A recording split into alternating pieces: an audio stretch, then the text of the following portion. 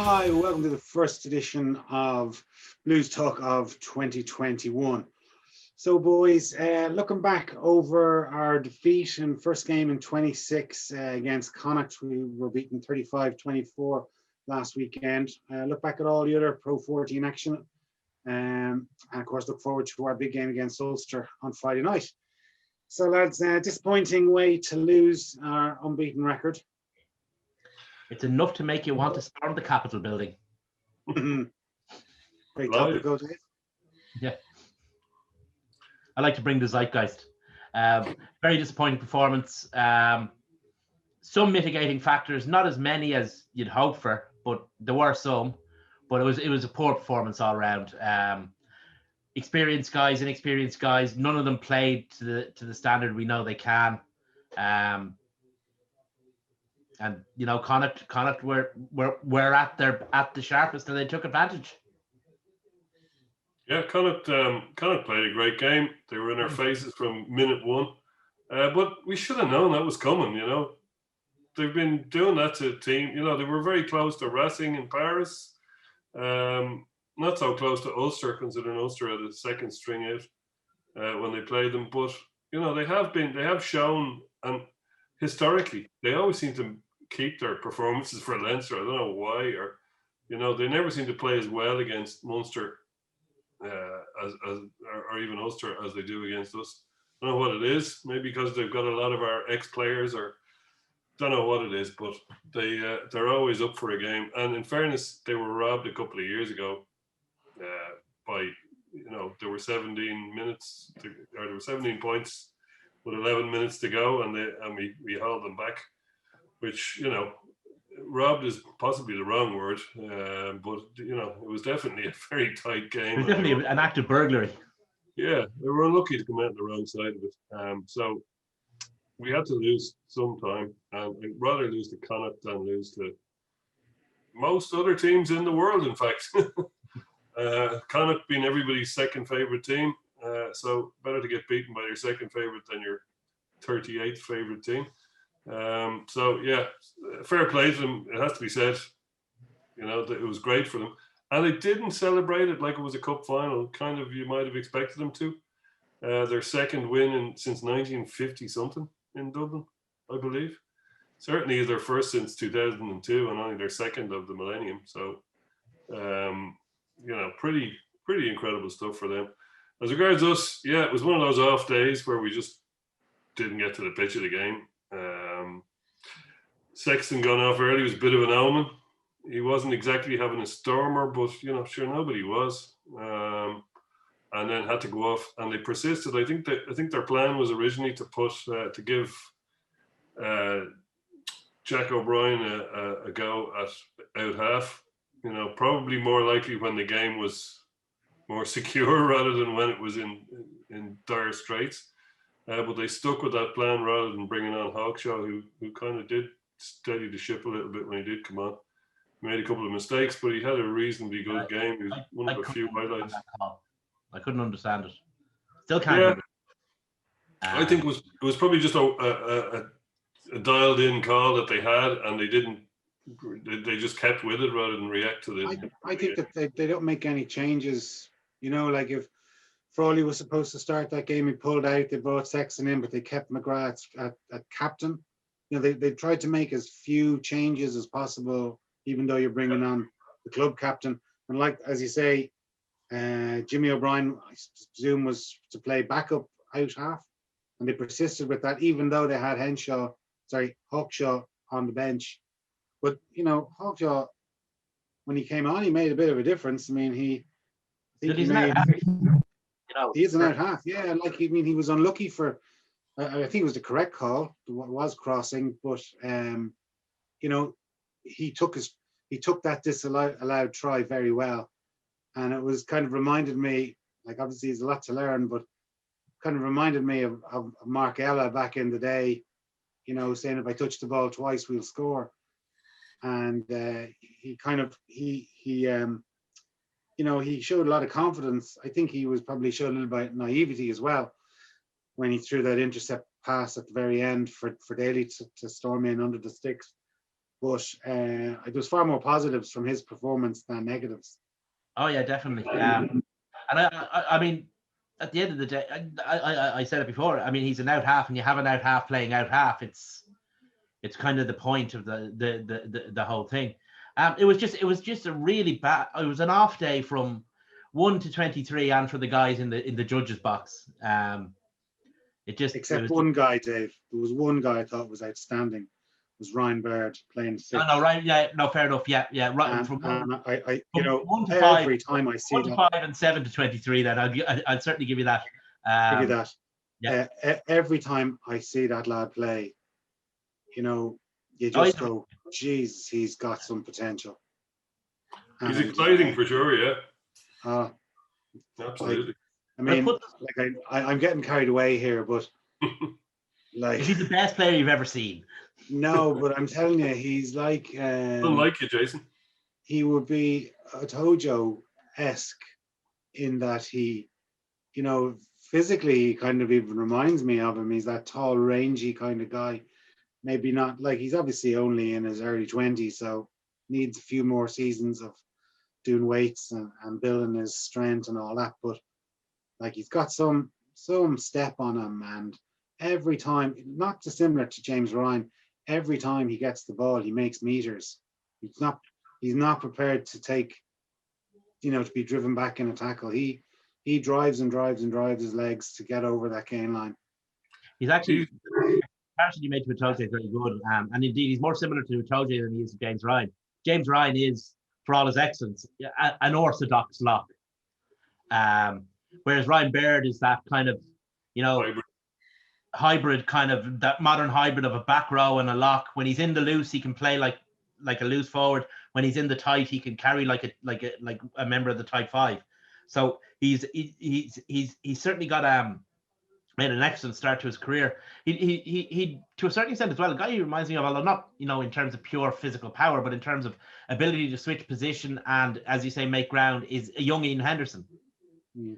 When Ian Henderson first broke onto the ground, there were serious questions about whether his best position was in the second row or at number 6, because of his ability to make ground and his mobility, and the fact he appeared at the time to have relatively decent hands, although they have turned somewhat boobular since. So, you know, the situation with Baird is, I mean, he was I would say he was the only one pretty much who came out of that game with any credit, as you correctly corrected me there, Jake. But the result itself has put us. Do you remember there, about a week ago, John sent a text around saying how Leinster were in trouble in terms of, you know, qualifying as winners for the thing, and laughed at him. We did. Mm-hmm. You know, we've kind of coming up. We'll win that game. It'll be tough, but we'll win that. And then we've Ulster. It'll be tough, but we'll win that. Blah, blah, blah. Now we're in a situation where we have to unpoo-poo John, which is not something I thought I'd ever say. And, you know, we're in a situation now against Ulster where this is a must-win game.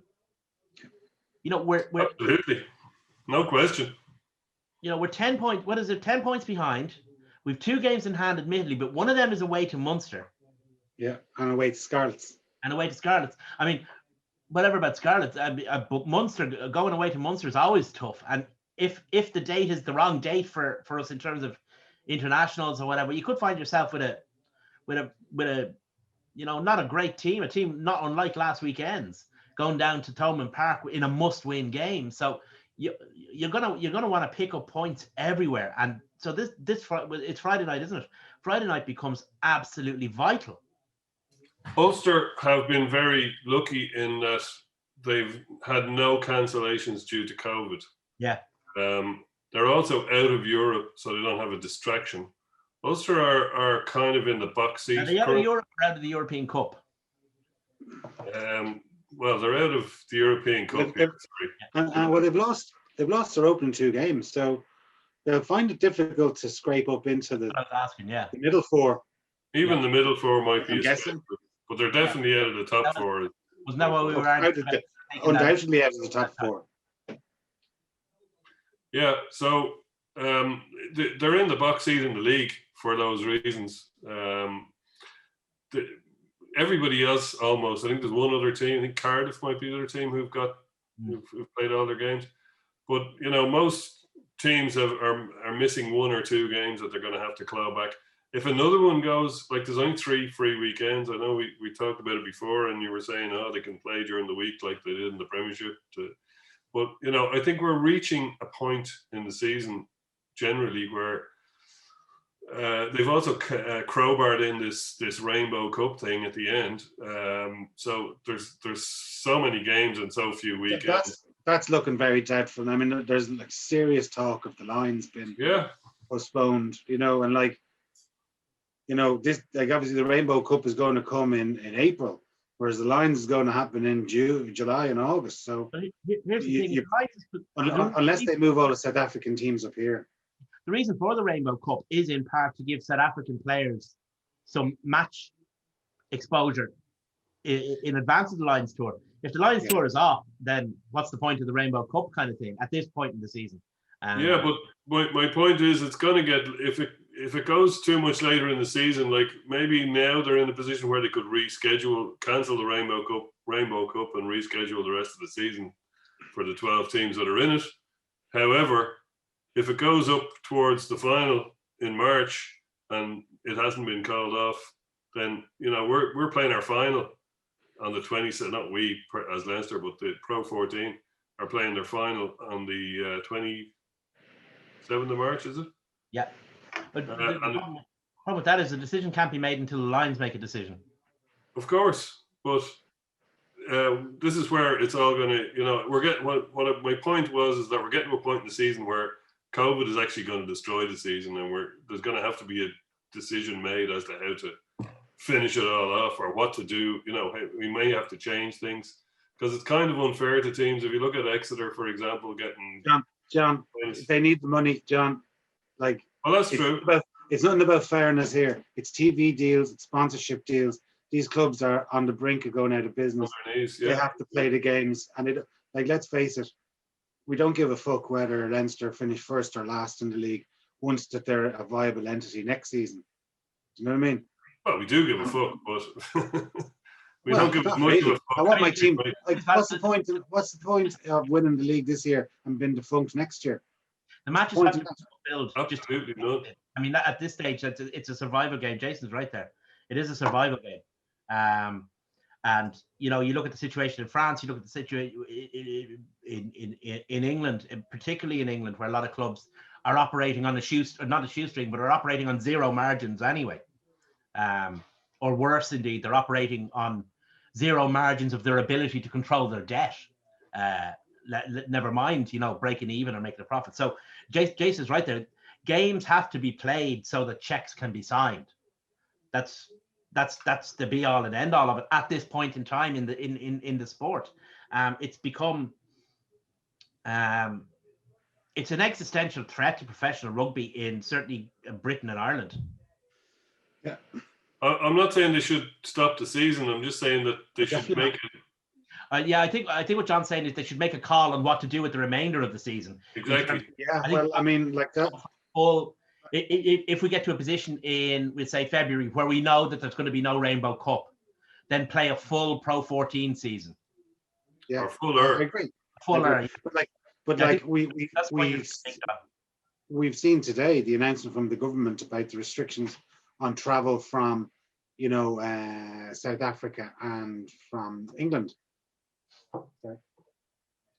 So you've got those two countries, whereas, obviously South Africa is struggling big time with COVID. Maybe it might be the best thing in the world to be sending down teams every second weekend to play down there. And the other thing is, because the Lions tour is such a cash pinata, the 4 home nations and the 3 home nations in Ireland are kind of really need that tour to go ahead at this point in time, or need some tour to go ahead at this point in time, whether it's to South Africa or to France or somewhere. They need the Lions this summer is almost necessary for the bank balances. Yeah. Because even if you had a situation where the tour to South Africa was cancelled, and obviously Lions versus South Africa is the attention grabbing and indeed money grabbing kind of event of the year. If the Lions had to Tour France for half the money, it's still a huge amount of money that will come into England, Ireland, Wales, and Scotland. So the Lions kind of has to go ahead, whether no matter what happens, how it happens, it has to happen. Yeah, I was listening to something today about it, and like they were kind of, I think it was Don Lennon was talking about it, and like he said, each, like for instance, let's say they decided to postpone this tour, and then they just shifted it all down for another 4 years. So he said, like Australia can't survive; it's their schedule next in 4 years' time. They rely on that 12-year massive influx of money into their rugby union to survive. Sadly, but it's true.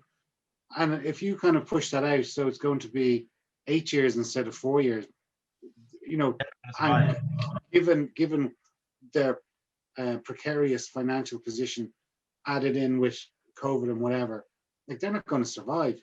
Likewise, so you think about it, so then like if they postpone it to 2022, like Ireland are down in New Zealand, Wales are in South Africa, and England are in Australia. So again, presumably, there's lots of English expats living down there. They're going to sell out, Sydney Stadium, Melbourne, and Perth, or wherever they're going to play their 3 tests. So like that's revenue that's going to be taken away from Australia next season if the Lions is postponed. So, you're kind of then thinking, like the whole point of the Lions is to go on tour. Obviously, South Africa don't want to give up the, revenue for the local economy for 35,000 people to travel down, and hotel nights, meals, tourism, all that kind of stuff that's going to be lost to the economy if they say, oh, I'll tell you what we'll do, we'll play it, we play a match in Dublin and a match in Edinburgh and so on, and spread it around the home unions. Like, is that going to work for South Africa? Are they going to be happy with that? Particularly missing out on the tourist dollars, or it might be as much. It might be better than nothing. Yeah, that's true too. Because as things stand, I find it very hard to see how a Lions tour to South Africa can go ahead with the situation as we have and the situation as forecast. The Lions playing either at home for the first time, or not for the first time, but you know what I mean, actually playing a series at home or going to France is really the only viable option. And it's the only viable option for everyone involved, including South Africa, because, getting a cut of that deal is better than a cut of no deal whatsoever. Yeah. Like there was an interesting piece in the Irish Times either today or yesterday, just basically saying, the IRFU is going to be down by 10 million in gates and hospitality receipts because they don't expect, like their best case scenario is to have 1 meter distancing in the Aviva for matches in the autumn. So it won't be till this time next year that they're expecting the full 50,000 in the Aviva. And I think that 1 meter distance gives you about 20,000. It's 19,000 1 meter distance. So like it's going to be, say, I don't know, whatever that is, 50% full or 40% full. But you're talking about, say, if they, like the Six Nations is going to be affected then, because presumably they're going to be played in front of empty stadiums. And in that article, it mentioned that there's 13 games over the Six Nations. If those matches go ahead in front of empty stadiums, it's 100 million in gate receipts and hospitality just on going into the stadium, not let alone the all the amount to spend that visitors into the 6 different cities are going to bring every weekend. God, I'm depressed. Apologies for steering you all down this road. We were busy talking about it's something we have to address, because it's as you say, the Lions tour is, or whatever happens with the Lions, or particularly South African rugby, it is key to what happens with the rest of the Pro 14 season, and key to what happens to the rest of to a certain extent to the rest of the European season. I mean, pushing the Lions tour on a year isn't going to work, because as Jason has pointed out, all the nations are on their own tours, and also there's the fact that national coaches have a World Cup coming up, and it's, they're well into their World Cup planning next year. They're not going to want to give up, a tour, 2 years out from a World Cup. That would damage their preparation for that World Cup. So, I mean, the Lions has to play this year or not at all, and playing not at all isn't an option, because it would cause catastrophic financial damage to a number of unions. And it's, let's face it, there's a lot of merchandise sold around Lions matches. It's a huge big seller of jerseys. Okay, even if I was, like they were talking of possibly playing a game in Croke Park. Don't know why that would happen, but you could imagine like the demand of tickets that there would be for that game and the price of them, and like it might be an opportunity maybe for a lot of people who live in Britain and Ireland to go and see the Lions, because obviously the distances are quite difficult to get to, because you got to go the other side of the world to see them play. So maybe it might be an opportunity for the home unions to regain some cash by playing those matches in Dublin, London, Cardiff, and Edinburgh.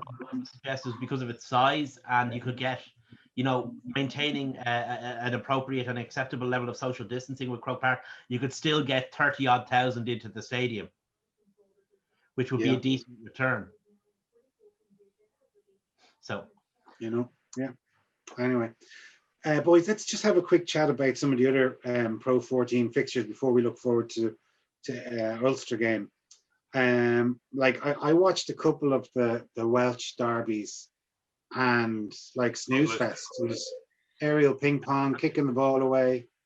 It was very, very poor, wasn't it? Yeah, I mean, I remember it was near.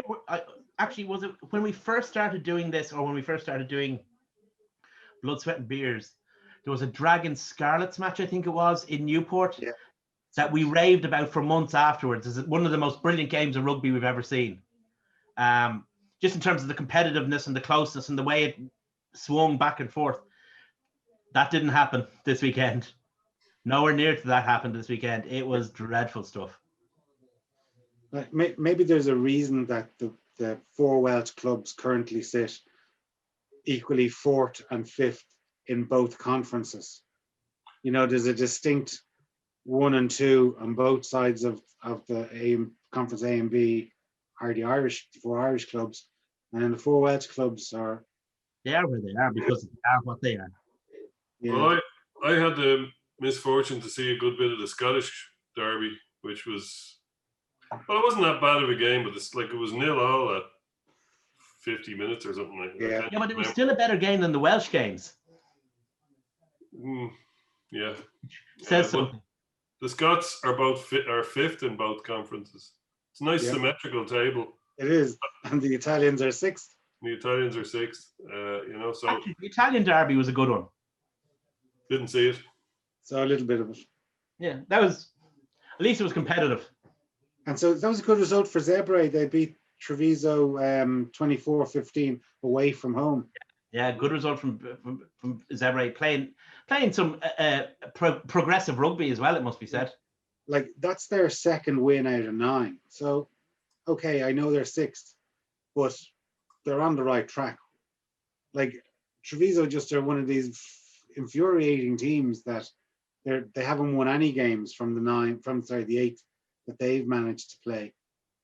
And maybe a couple of seasons ago, you thought they were on the verge. If they had beaten Munster, like they were so close to winning that game against Munster maybe 2 seasons ago, and you might have just seen something happening for them.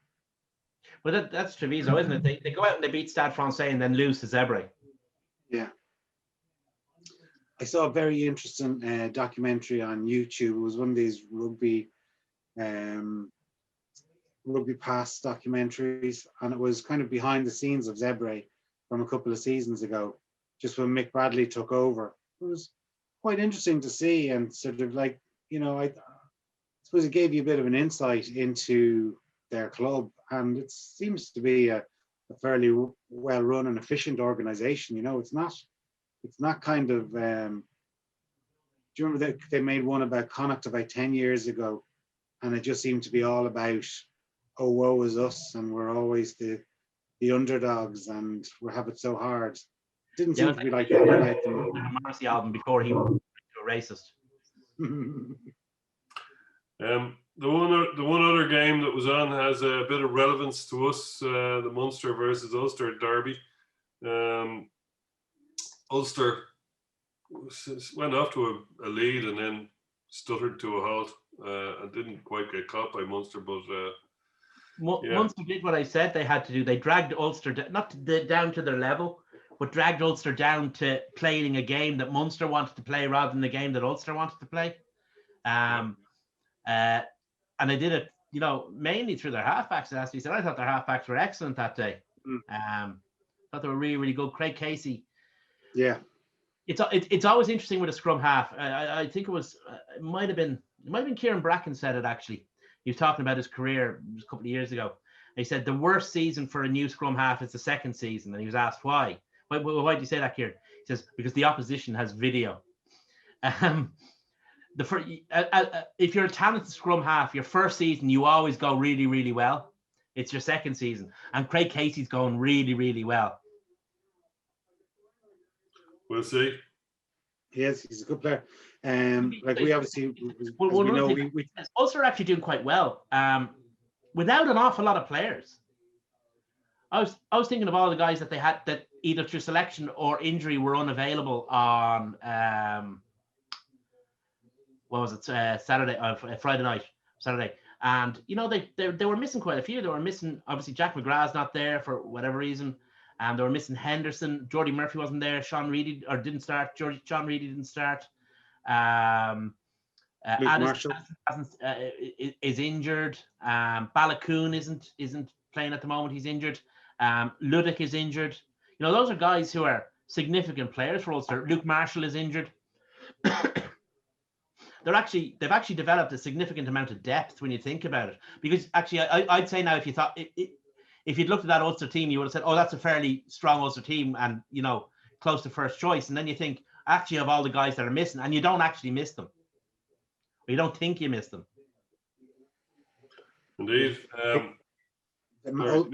Munster, sorry, John. Munster managed to do us a massive favour, though. Oh, yeah. Because Ulster did get off to the flying start, as you mentioned. They got their first 2 tries within the first 20-odd minutes. And I thought, oh, here we go. This is a comprehensive hammering, and it's going to be a 5-pointer. But luckily, they didn't. And obviously, them only getting the 4 points at home means that we're just 10 points behind. Yeah.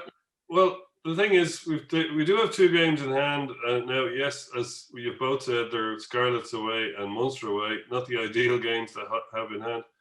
But our little point and their lack of a point, and the fact that we had 7 bonus point wins, and I think they had, they've only 5 bonus points out of the 10 games, whatever it is. They're six bonus points out of their 10 games. So they've dropped 4 points in bonus points. We've dropped 4 points by losing to Connacht. So, beat them and it's game on again. Okay, it's a hard game on, but it's still game on. But lose to them and,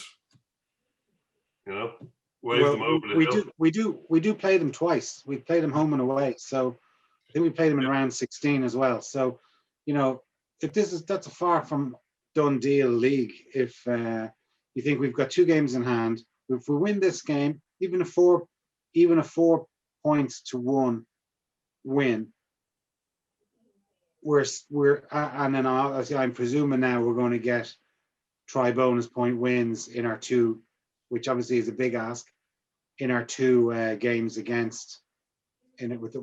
2 games in hand. That still puts us in a comfortable position over them. Well, I wouldn't be presuming to try bonus point in either Munster or Scarlet. Okay, fine, but even if it's 4-4, John, even if it's 4-4 and we beat them with 4-1, it means that of our games in hand, we've got 8, and then we've beaten them, which we've got 4, where they've only got 1. So we've got 12 and they've got one onto their 10 gap. So we're actually one ahead if that the sequence of results. We'll have it in our own hands to beat them. Then we have to go to 16. Ravenhill to beat them. Or to play them. It's in our own hands. If we don't, it becomes considerably more difficult. So we have to beat them. And the question is between, it looks like some of the internationals may be back, which might hold true for Ulster as well. But it looks like we'll have some of our internationals back, which we need badly at this point. The Leinster have to make a signal performance because Ulster can smell blood in the water. Yeah, there's a few. They gave the injury update today, and there was a bit of good news.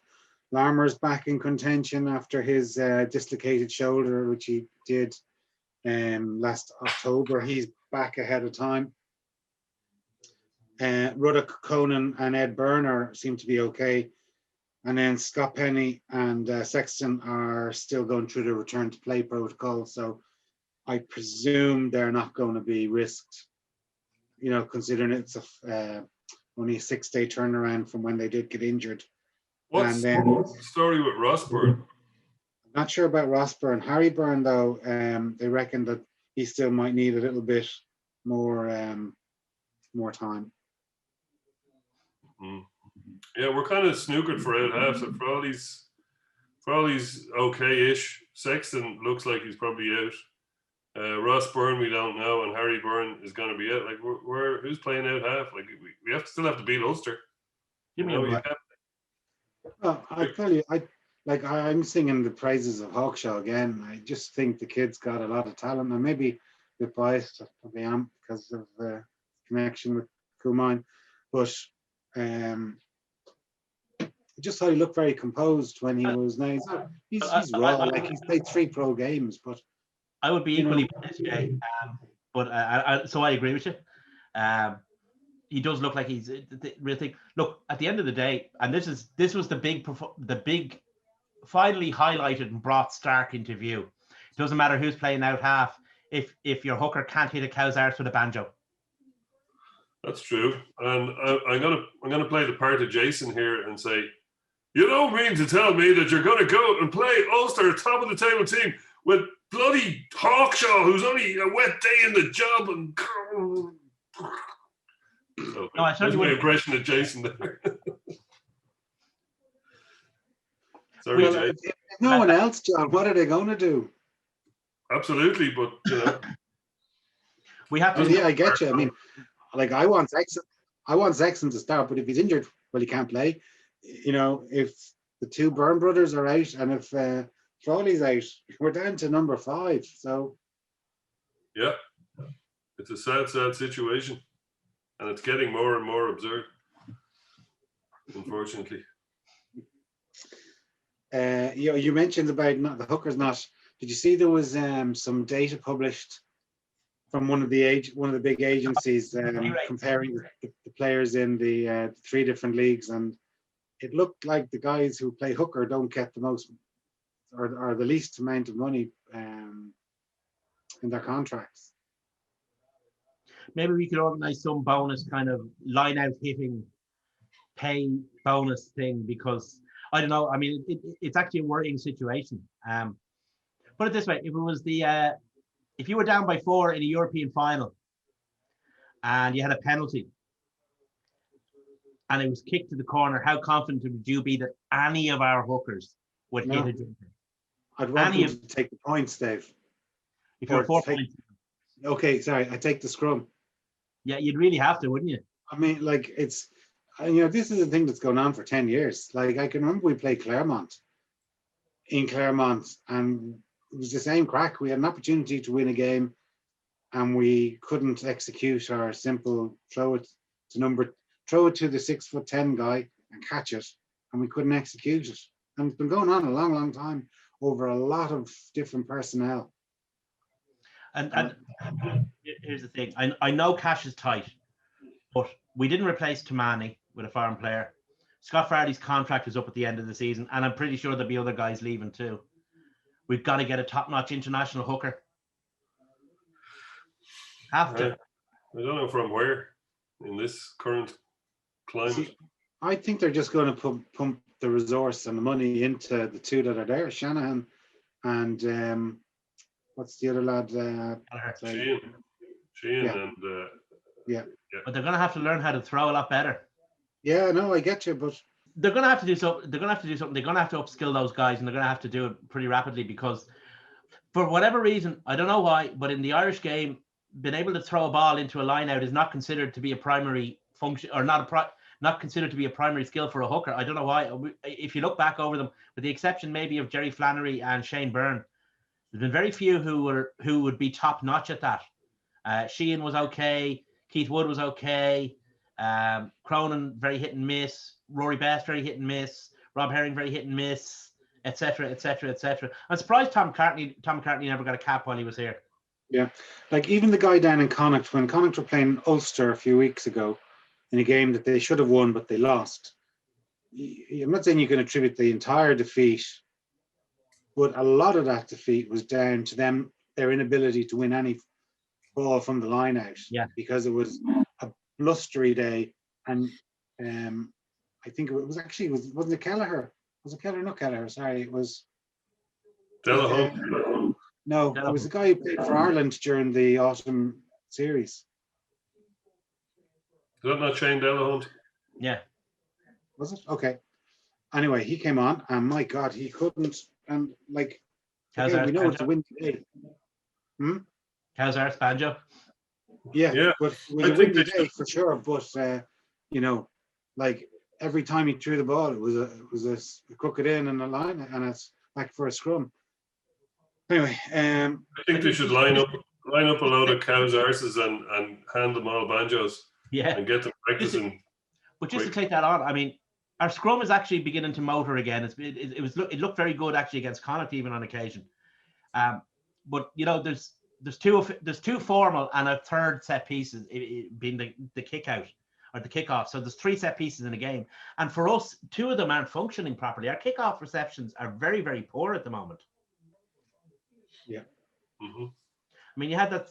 Yeah. You had one where Dave Carney, who's normally, you know, Mr. Reliable, miscontrolled one with his foot, then picked it up, and then, you know, allowed himself to be tackled into touch.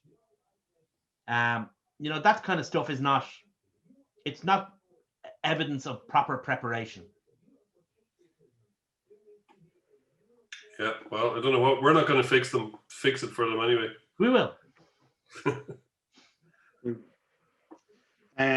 This match obviously against Ulster is going to be quite interesting, bearing in mind that there's so many ex-Leinster players or lads that were, say, born in Leinster. And I was interesting to read McFarlane's quote where he said, players don't play for a flag, they don't play for motherhood, they don't play for apple pie, they play for their friends. That's what they play for. Because there's, I mean, and I'm sure I've missed some. I'm going through Marty Moore, John Cooney, Owen O'Sullivan, Jack McGrath, Nick Timoney, Greg Jones, Alan O'Connor, Geordie Murphy, Ian Madigan, and there's and there's a good few other lads that I'm missing out there as well. Dave Shanahan. It was interesting seeing them being interviewed after I think it was the Munster match, and nearly every one of them had a Dublin accent. Yeah, it's actually what McFarlane said echoes something. I don't know if you remember. Michael Cheika said it at one stage before as well. That basically you play for your teammates. Yeah. You know, and I think Joe Schmidt has spoken about it as well. And McFarlane seems to have got them going well.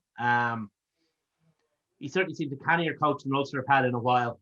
There'll be a tough team. I don't think they'll have a stronger selection brought down to Dublin, because I think there's kind of like the way that these kind of games go is you pick your strong team at home. Yeah. Unless he's used some sort of bargaining chip to say, well, like Leinster and Munster are still in the heel of the hunt in Europe. So, you know, those lads, like, you know, the Gary Ringrose of this world have got two extra big games that they have to play. Whereas, you know, he can say, well, look, we're pretty much out of the first tier of Champions Cup rugby after losing our opening two. I promise you we won't play Billy Burns. Yeah. Sort of so that he be rested if I can have him for this game, because we've obviously got a lot of skin in the game in the Pro 14. I think there's no question that they're going to play the strongest possible team. Like you just said it, they've nothing to play for in Europe. They'd be better off sending the Espoirs to wherever the hell they're going. Toulouse, is it? Yeah. It is Toulouse. Like send the Espoirs to Toulouse and then play their strongest team against Leinster. That's what I'd do if I was Dan McFarlane. I'd be very strongly, if I were Dan McFarlane, making the argument saying you want these guys in tip-top condition coming into Irish camp, because he has a fair few guys who are from the Irish camp. You want these guys in tip-top condition in who are match ready. They're not going to get match ready playing in the Donkey Derby, in the Challenge Cup. You need them match ready from Pro 14. So let me have them. So it'll all depend. A lot of it will depend on what agreement has been brokered amongst the provinces in terms of player availability and stuff, and what Andy Farrell has, because Andy Farrell might have a different prerequisite than Joe Schmidt. You never know. Or do Leinster cry foul then and say, well, we played by the rules, we rested. I'd say it's all been agreed in advance, Jay, in terms of selection patterns. A, it'll be all agreed in advance, and B, Leinster are not going to be, Leinster actually might be resting people because of Northampton's game being called off with multiple against Leicester this weekend, multiple COVID cases. So Leinster might have a weekend off the following weekend and might not have to travel to the UK. So there's a rest weekend that we could target. But even if Leinster are playing both games in Europe, they're not going to rest players in Europe. Ulster can afford to, because they're gone from the top tier. So I'd suggest that that they will have access, depending on how they go with COVID and injuries. I'm not sure that who is available to them, but whoever is available to them, I bet you is coming down to Dublin this weekend. But there won't be any. I don't think there'll be any kind of sneaky selections or agreements broached or anything like that. I think that the four provinces know who they can select and how often they can select them and when they select them. Yeah, but that was kind of a point I was trying to make, that if Ulster turn around and they will use the excuse of, just say that the IRFU have said to each of the four provincial directors of rugby, you can use your frontline international player for 80 minutes, right? So whether that's, let's say, Gary Ringrose. So Gary Ringrose gets picked because he hasn't played in the opening two matches, right? One was postponed, and one, obviously, we're going to play against Ulster. He didn't play against Connacht. And Billy Burns has played the full 80 minutes in the match against Munster. Connacht, that's it. Munster, right? Yeah. So he's not allowed play, regardless of whether they have a game in the Challenge, or regardless of whether they're still having involvement in the European Cup or not. It's been agreed that the frontline players are only allowed to play 80 minutes over the interpros. Now, I don't know whether that's the case or not, but I'm just saying that if they go back and renegotiate and say, well, it's not fair that Gary Ringrose is only allowed to play 80 minutes, and while they're playing one of their frontline international players for two matches, regardless of whether he's going to be rested the following week when we play Toulouse and we're in a full-on Heineken Cup match against Northampton Saints, provided it goes ahead. I mean, yeah, I don't think it's going to be a factor at all. I mean, the union knows what it wants from these games. The provinces know what the union has told them, and woe betide anyone who crosses the union. Oh well, sayonara, isn't it really? Yeah. Matt O'Connor. Yeah. That's a gunner. Matt O'Connor. We'll have a quick look at some of the other games, lads, and we come back to, before we go, just back to the Tar game. So obviously we take on Ulster first against second. The other Irish involvement next weekend is Munster against Connacht. Like, Connacht are still a very, say, like they're Must 8 win points game. behind. They're 8 points behind Munster. They've both played 8 games, so they have a couple of extra games that they need to play. But like, if they beat Munster, like, they are back in that competition. And it's happened before that Connacht have beaten them down in sports grounds. Is Munster Connacht in the sports ground? Yeah. Is it? Okay. I don't know I'll tell why, you but one guy who'll be approaching this game with sanguine calm and will be, the most laid back person west of the Shannon between now and kickoff. And that's Bundy Aki. How up for it do you think he is for this game, if he's available for selection? Whether he's available for selection or not, how up for it do you think he is for this game? Well, I thought, Dave, that he kind of made a bit of a hames of it when in the Ulster match. He got sin binned for quite a reckless he did, barge. Yeah. And he kind of, like, again, I'm loath to point my finger and to say, we lost or they lost the game because of this incident. Didn't help. It didn't help, because I think Ulster scored 2 tries when he was in the bin. Yeah. So, I suppose he wants to make amends of that. But then again, he always plays very well against Munster. I'm not sure whether or not he might fall into that category of you're allowed to play one game. Well, no, I don't know. That's a very true point. He always plays very well against Munster, though. They do kind of. He does. I can remember him. I think the year they won the league, he was down in Thomond Park. Himself and Henshaw tore them apart. Yeah.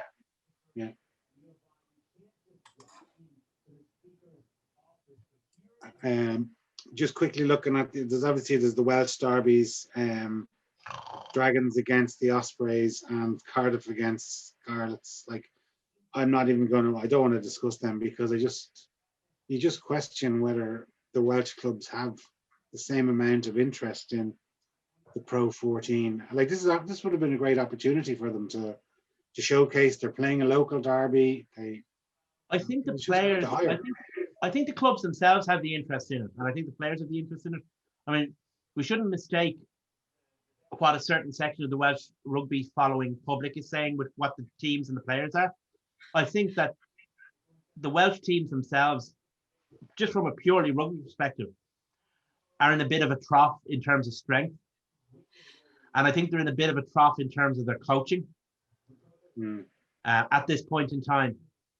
I mean, there's the whole changeover from the Gatland years. Things are different. So the guys don't have that. Like, guys would come back from Gatland camp feeling like they were 20 feet tall. After Warren had worked his magic on them.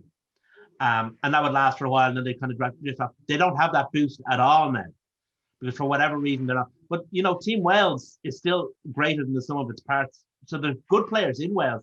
They're just not playing very well, and there's a restricted amount of them. I was watching. It was Ospreys last weekend. Or I clicked into a bit of it, and Dan Lydiate was playing. There was a time when Dan Lydiate was considered, if you were picking your world's best back row, you'd have to have a conversation about having Dan Lydiate in it. And that wasn't all that long ago. When was the last Lions tour? Yeah. And you look at him now, and he's not playing that well at all. There's been a huge drop-off in form in a lot of Welsh players. Of course, maybe that's, drop off in form now and be ready for the next World Cup. You don't have to be good right now. Who knows? That's true. But that's true. Welsh rugby, in terms of its playing strength and in terms of its regional coaching, appears to be weaker than it has been in recent years. Yeah. One bit of news, I suppose, that came through was the winger Van der Meer moving to Worcester. Once again, Scottish, like, they spend, that just drives me mad. Like, they spend 3 years getting him qualified. He qualifies, he gets his cap, and he buggers off. Like, they must be really pissed off with him. But I maybe that's their don't. policy. Maybe I that's their don't think they are. policy and get someone else to pay for them. I think that, well, for start, Scotland don't have an equivalent of a Gatlin's law or an unwritten guideline like the IRFU do. They'll pick guys from wherever. Yeah. And the other thing He'll is, still get caps if Yeah. you know, if Finn Russell isn't in favour, or if whoever isn't in favour, he'll still get caps. Like there is a history and a Maitland. tradition of Scottish sportsmen going south of the border, going back hundreds of years, not just a couple of years, going back I hundreds know. of years. I get what they that, do. Dave, but it is just counterproductive to their club rugby. Sure, it has to be that they're Yeah. spending, you know, like I get it if you have a guy that comes through, you know, playing for Hoik or Alloa or one of those clubs, and he comes through and it's quite a tradition that, you know, you want to make your money and you get more bucks by going play for Edinburgh for a couple of seasons and then go down to the Premiership and double your money or whatever. This guy up sticks and came from South Africa. I presume he was on good wedge to do that. And it's almost like, you know, Coetzee, zero loyalty. Like, Imran Coetzee has had 2 ACL reconstructions. He's been there for 4 or 5 years, and Ulster stood by him when he was injured. And, you know, he not only did he leave at the end of his contract, he hasn't even got to the end of his contract. He left a year early. Yeah, in fairness to Coetzee, he really does give it out on the pitch. No, he does. He's a great player. He's a great player. That doesn't necessarily make him a very loyal player. He's a very good player, or sorry, a great player. You could argue they haven't got their money out of him for sure with the ACL reconstructions. But my point was that when he is on the pitch, he really gives 100%. Oh, he's the best player. However, without him, there's no ball carrying. My point on the Scottish teams is all of that is like we're just about okay with 4 teams to keep all our players in Ireland. Scotland don't have 4 teams; they've got 2, so they nearly need to send. And Wales the same; they've got 4 teams. They nearly need to send players abroad just to bring other ones through, so they'll have enough bloody players. So it's actually not as big a downside for them to have guys abroad than it is for us, because our systems are much more in mesh, and we've got with 4 teams, we've just got the space to do that. Scotland don't, so you know. But big problem for Scotland, but not a big problem. I mean, Scotland has a problem. I mentioned before about their tradition of professional players heading south. I mean, the first professional football team in England was composed entirely of Scots. But the problem is that they're losing at this point in time. Not only are they losing the guys they expect to lose, they're losing the guys that are replacing them. So, for example, I mean, Glasgow would have expected to lose Finn Russell. You know, that was going to happen.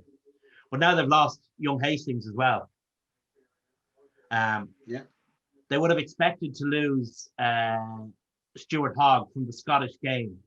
But now there's rumours that Blair Kinghorn maybe heading south as well. Again, just rumours. So not only are they losing the guys that they expect to lose, they lose the guys that those guys made room for, and that's the cycle is the sine waves are coming too close together. The frequency is too close. They'd like to get maybe 3 or 4 or maybe 5 years out of the next guy along before they go, and they're not getting that, and that's the problem for them. Yeah, that's a good point. But guys who come in from South Africa, give them a cap. They're tied to Scotland then. So if they're playing in Worcester or they're playing wherever, they can still be capped for Scotland. So they're potential players that are outside of the system, which is kind of good when you've only 2 teams. That's my point. Swings and roundabouts, of course. But wait till South African teams come into the Pro 14 or Pro 16, as it will be. Let's say 12 months' time, hopefully, touch wood, we're out of this COVID craziness and it's back to some sort of normal. And we're 12 months away from now. And we've got South African teams in.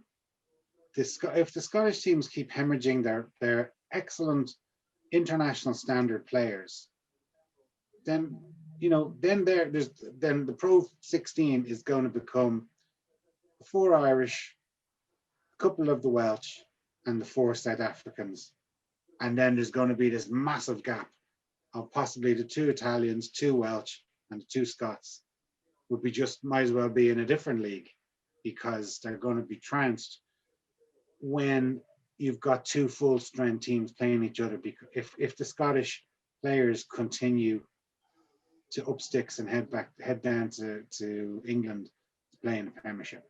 I would say somewhat facetiously, Jason, to what you've just said, if there was the 4 Irish and the 4 South African teams and then the rest, that would at least double the strength of the league.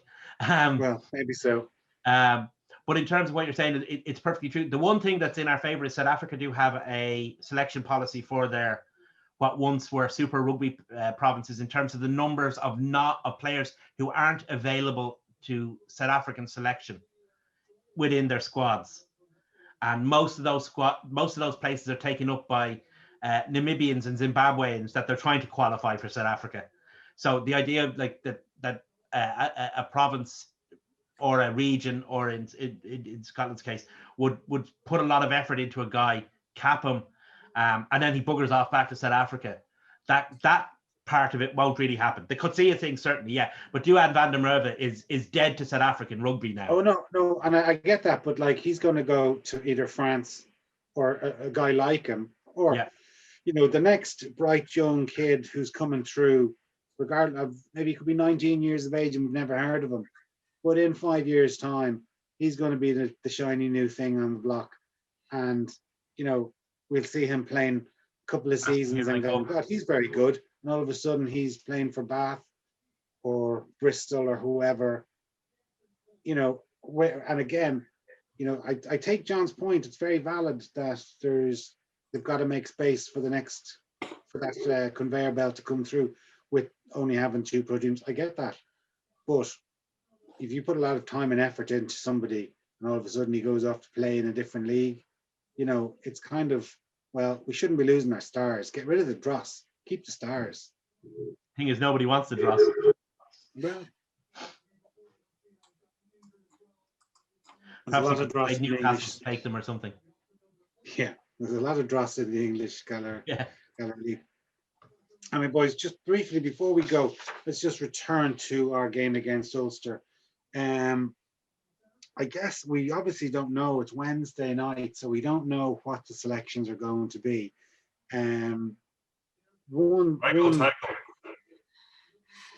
What's that? They're going to be a raggle-taggle selection of whoever's standing. We don't know who's got COVID or what the implications are for the people who are close to them and isolation, all of that stuff. There could be a lot of players missing due to all that. Probably rightly, we don't know that. It's a medical thing. We don't need to know it. But we've got so many injuries on top of that. Yes, there's a little bit of good news with the Larmers, and I saw Tyg Furlong out running around. I'm not sure he's not going to be there this week, but he may be there for Europe. There's a few players like that are coming back into the system, which is great. But I don't think, we probably will be allowed to play all the internationals that are available to us. I'm not sure how many are going to be available. We went through the situation at 10. Like, that's a pivotal position, Presumably we've Gibson Park coming back in to join Luke McGrath. That's great. That's the other halfback position locked down. But 10 is a massive problem.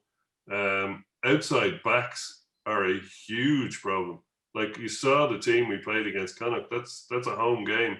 There's 2 guys making their debut. Now, they're great young players, but they were a little bit rabbit in the headlighted, not due to their own fault, but due to the team they were playing in.